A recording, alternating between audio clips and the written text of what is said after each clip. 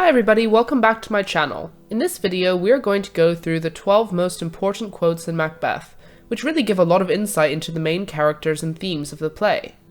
If you happen to be revising for an exam, it would be extremely useful to memorize these because they can be used to illustrate almost any point you're making. Most of these quotations are really short, and some of them even rhyme, just to make it easier to remember. With that said, let's jump straight into the first one. Fair is foul, and foul is fair. This is the closing line from the first scene in Macbeth, so it sets the tone for the rest of the play. It is spoken by the witches, which indicates that the supernatural is going to be a significant presence throughout the story. It is also a very catchy line because it is an inversion, or the same thing said backwards. Fair is foul, and foul is fair.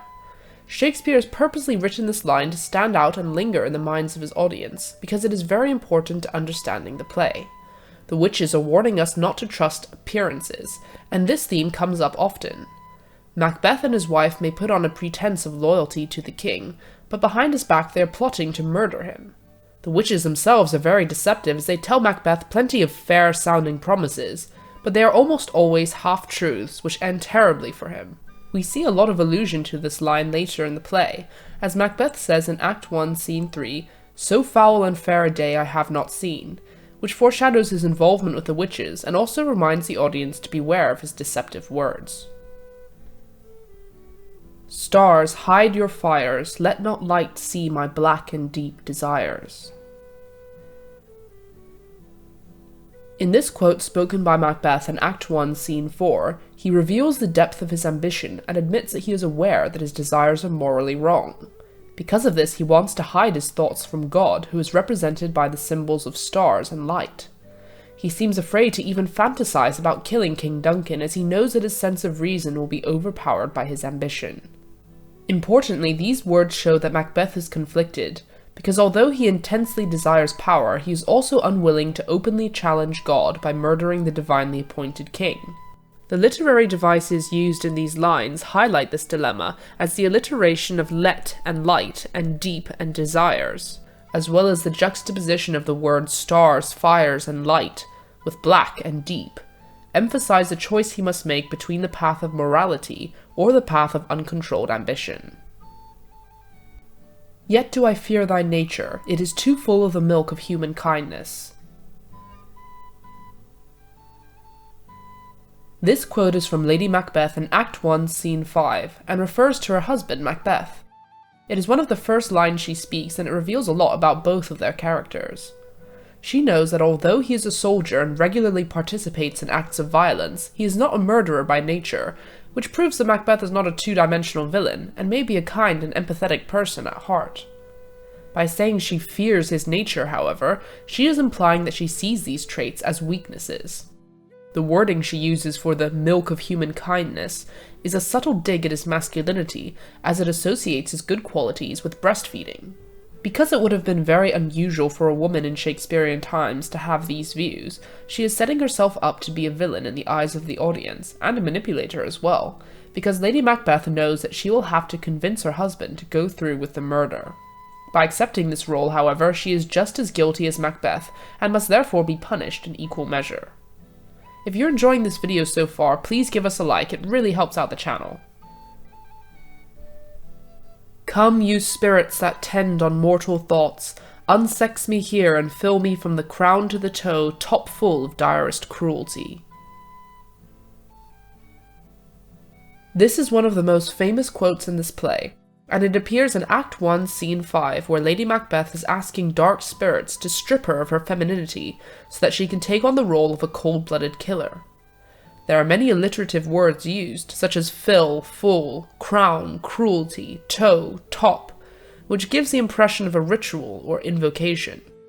These few lines really illustrate the idea of gender roles in this play, as she believes that in order to achieve any kind of power at a time where women were incredibly restricted, she needs to embody traits associated with masculinity, such as ruthlessness and cruelty. Because she does not trust her husband to be man enough to kill the king, she must play the masculine role to see it through.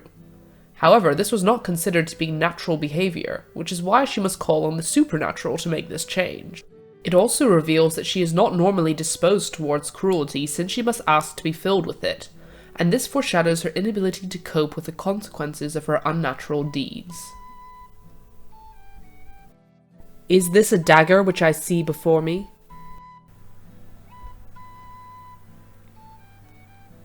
Macbeth speaks this well-known line as he is on his way to kill King Duncan in Act 2, Scene 1, and it is an important milestone in this play because it reveals his hesitation and inner conflict right up to the point of murder.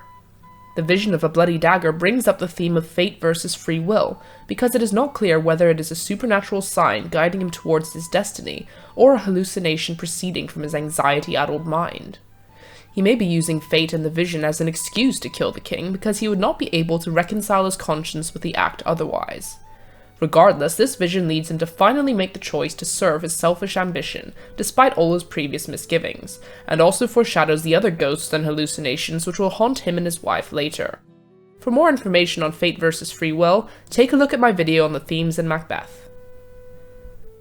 Had he not resembled my father as he slept, I had done it. While she is waiting for her husband to do the dirty work of killing the king, Lady Macbeth says this line in Act 2, Scene 2, which potentially exposes a softer, more vulnerable side to her character. Clearly, she is capable of empathy if she relates Duncan to her father, but there is also room to question whether it is an excuse to hide her inability to kill. In Shakespearean times, it was assumed that although women were capable of manipulation and cunning, they were incapable of violence. So for all of Lady Macbeth's attempts to embody masculine traits, she must still rely on her husband to carry out the murder. Additionally, because she has tried to force her nature into what was seen as an unnatural masculinity, she suffers a complete mental breakdown at the end of the play. This implies that she is being punished for venturing outside of her gender norms, and supports an old-fashioned view of women as the weaker sex. Sleep no more, Macbeth does murder sleep. Right after he murders King Duncan, Macbeth tells his wife that he heard a voice saying these haunting words. There is a supernatural element to this shapeless voice which reflects his mental state, as he knows that he has condemned his soul by committing regicide. Because he has such a strong reaction to what he has done, it allows the audience to feel some sympathy for Macbeth despite his terrible crime. In comparison, if he was not affected by the murder, he would be much more of a two-dimensional villain, but he immediately realizes that there will be far-reaching consequences for his actions. Sleep is often used throughout this play as a symbol of innocence, and in this line it is personified, which implies that Macbeth has destroyed the innocence of himself and his wife. From here on out, they are both troubled by insomnia and sleepwalking, which eventually triggers Lady Macbeth's break from reality. "'Tis unnatural, even like the deed that's done." This line is spoken by an old man in Act 2, Scene 4, who remarks on the strange events that happen after Duncan's death. The murder of a divinely appointed king at the time would have disrupted the natural order, and nature reacts violently as a result.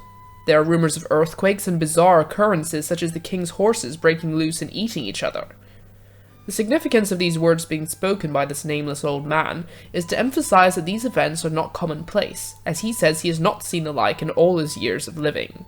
It is very clear that Macbeth has committed a heinous sin by usurping the throne, and this quotation foreshadows the failure of his reign, as even nature is seemingly against him. Naught's had, all's spent, where our desire is got without content. In Act 3, Scene 2, Lady Macbeth has a moment alone where she says this line, and it is so important because we are able to see a different side to her than the facade she puts on in the presence of others. It is revealed that she too is suffering from remorse, although she never shows this to her husband, and instead rebukes him constantly for his inability to move on from their crime. However, neither of them are disposed to villainy and murder, and therefore they are not suited to deal with the consequences of their actions. Both she and Macbeth actually wish they were dead rather than be tortured by their guilt, and her words reflect this. All of their success is meaningless and hollow because they cannot enjoy it and must constantly live in fear of the repercussions. Out, damned spot, out, I say! Here's the smell of the blood still. All the perfumes of Arabia will not sweeten this little hand. These words are from the very well-known sleepwalking scene in Act 5, Scene 1, which displays Lady Macbeth's dramatic mental decline. She has been troubled by sleepwalking and hallucinations of blood on her hands that cannot be washed clean. Both the symbols of blood and lack of sleep have been forefront throughout the play as representations of guilt, so it is a fitting end for Lady Macbeth, who has put on a show of strength and composure thus far. Her inability to get rid of the sight and smell of blood in her hands is in direct contradiction to her words after the murder of King Duncan, where she says, "A little water clears us of this deed." She knows now that she will never be rid of the guilt which haunts her, and this knowledge drives her to take her own life. Out, out, brief candle, life's but a walking shadow. It is a tale told by an idiot, full of sound and fury, signifying nothing. After hearing of his wife's death in Act 5, Scene 5, Macbeth reflects on the briefness and pointlessness of life, using the metaphors of candles and shadows. It is a rather cold reaction in comparison to Macduff's passionate response to his family's slaughter, and shows just how worn down he is by his guilt and paranoia. He remarks that there is no real joy or meaning to be found in life, and Shakespeare seems to suggest that this is the consequence of going against God and the natural order to serve one's own ambition. All the burning emotions and desire for power seem to have fizzled out as he prepares to fight Malcolm's army, but his negative perspective on life is purely a result of his immoral actions. He has of his own accord turned what could have been a long and happy life into a short and miserable one. This dead butcher and his fiend-like queen. Malcolm speaks this line in Act 5, Scene 11 before he goes to Scotland to be crowned the new and rightful King of Scotland. This is the last description of Macbeth and Lady Macbeth in the play, and it aptly sums up what people think of him as a king, or rather, a tyrant. There is no sadness for his death or respect for the man he once was, as everyone is now aware of his crimes, and by referring to him as a butcher, Malcolm is implying that he is a ruthless, remorseless killer. Lady Macbeth is also called fiend-like, and these descriptions dehumanize them both. They are definitely not entirely accurate depictions of the Macbeths, as we know that they are far more complex than a pair of outright villains, but as a new king, Malcolm would obviously not be sympathetic towards them. In comparison to the way Macbeth is portrayed at the beginning of the play, this quote reminds us how far Macbeth has fallen from grace in the eyes of his country, and what tragic choices led him to this point. Thanks for watching, guys. If you enjoyed this video, please leave a like and subscribe for more content. See you next time!